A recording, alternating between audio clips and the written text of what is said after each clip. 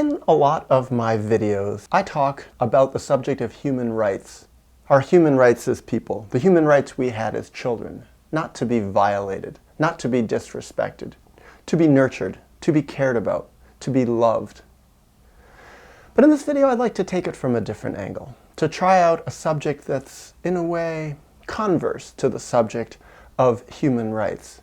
Now I'd like to talk about the subject of human responsibility. And when I talk about human responsibility, I think about what the job of the adult within us is, the job of the parent that we have inside of us. And the primary thing that I think is we have the responsibility to help ourselves heal, to help ourselves look inside ourselves and bring up all the painful buried feelings that we have as the result of the traumas we suffered when our human rights were violated, and to make sense of those feelings, to look at the suffering that's been buried inside of us and bring it to the surface, and to begin to convert it into grieving, to take the step into being at the helm of our own healing process. And I think, from what I've seen in my life, that is very difficult. It's very difficult for everyone. But I think of myself when I first became an adult. Even though I wasn't very good at it, I didn't know how to do it. I didn't have role models for healing. I was clumsy. I made tons of mistakes on my healing process. Lots of errors, lots of confusion, lots of trial and error. There was some part of me, some little voice inside me that knew, if I am going to ever really love myself, I have to figure this out. I have to make sense of what happened to me. In fact, I didn't even have the words for it. I didn't even know that's what it really was. All I knew is that there was something inside me that wasn't right, and I had to figure out how to fix it. And at some level, I didn't consciously know this is my adult responsibility, this is my human responsibility, but I knew I had to do it. And that is what was going on. And in that long, clumsy process of looking inside myself and opening it up and analyzing myself, studying myself, journaling, writing in my dreams, talking with basically everybody I knew, including my family of origin, about what was going on inside of me and who I was, I started coming up with a clearer picture of what my responsibility was, of what I'm talking about now, this idea that I have to bring out the consequences of my unresolved childhood trauma, all those post-traumatic feelings, and I have to figure out how to make sense of them. And this brings up another side of my adult responsibility, something that nobody told me when I was in my early 20s and I was starting this process, is that I also have to build an external life, not just an internal life, but an external life that will allow me to do this healing process. And this is a big part of my human responsibility. It was then, and it still is now.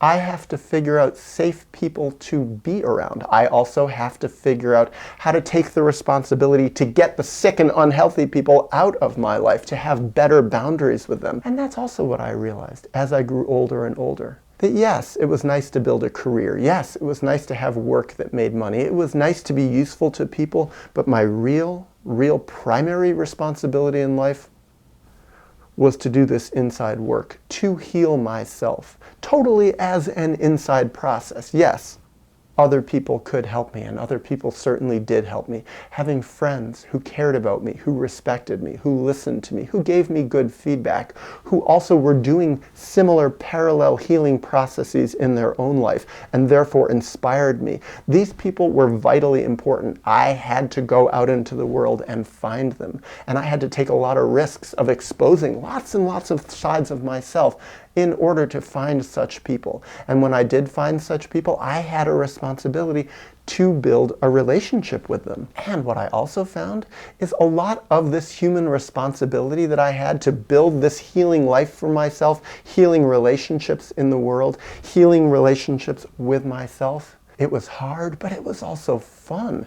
The payoffs were amazing. So really meeting my responsibilities gave me incredible self-esteem. It made me feel really valuable as a person. In fact, I knew I was valuable as a person, unlike what my childhood taught me about myself.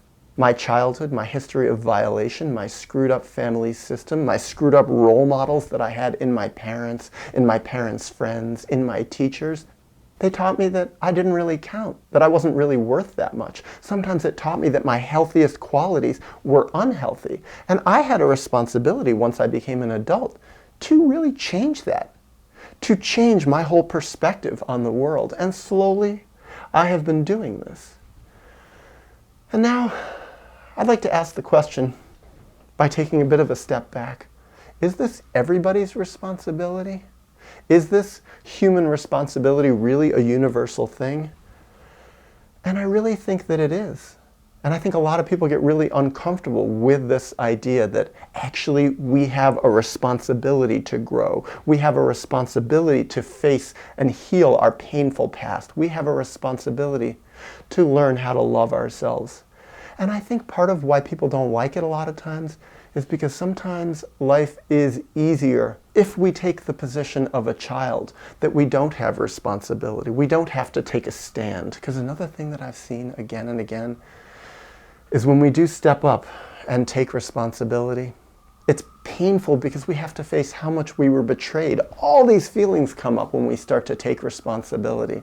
When we realize nobody's going to do it for us. They broke it, but we have to fix it. It's a horrible feeling, and it's really not fair. It's terribly unfair.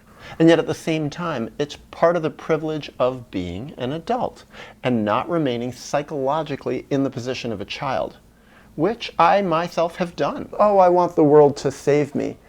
And then not taking a stand as an adult, not being a good friend, not being a good boyfriend, not being a good healthy citizen of our planet, not being a productive member of our society who actually has an ability to take the healthiness in me and give back to others. And that's another thing, and I think I'll close with this. The human responsibility that I have to be altruistic, to be a giving person. To me, that's not something you can just snap your fingers and do. I've seen people who are very emotionally shut down and hurt, and who want to bypass the whole healing process and yet want to be giving and yet want to be altruistic.